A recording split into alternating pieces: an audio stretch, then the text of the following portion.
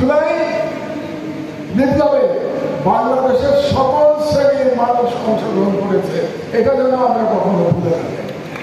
ওই বিপ্লবে ছাত্রদের নেতৃত্বে হয়েছে, কিন্তু ওই বিপ্লবে কর্মজীবীরা ছিলেন, শ্রমজীবীরা ছিলেন, কৃষক ছিল, মধ্যবিত্তরা ছিল, এমনকি আমরা দেখেছি যে রিটায়ার্ড সামরিক অফিসাররা পর্যন্ত এই বিপ্লবে অংশগ্রহণ করেছিলেন তাদের পরিবার পর্যন্ত।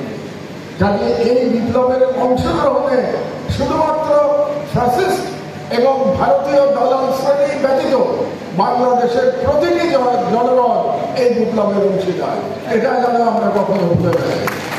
এবং আপনারা যদি শহীদদের তালিকাও দেখেন তাহলে দেখতে পাবেন সেই তালিকার মধ্যে একটা বিশাল অংশ হচ্ছে বাংলাদেশের সাধারণ কর্মজীবী মানুষ, শ্রমিক, রিক্সা চালক, এদের মতো মানুষের শহীদের সংখ্যা আপনারা সেখানে প্রচুর দেখতে পাবেন।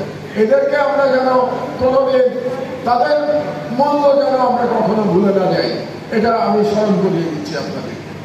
তো এখন যে কথাটা বলছিলাম যে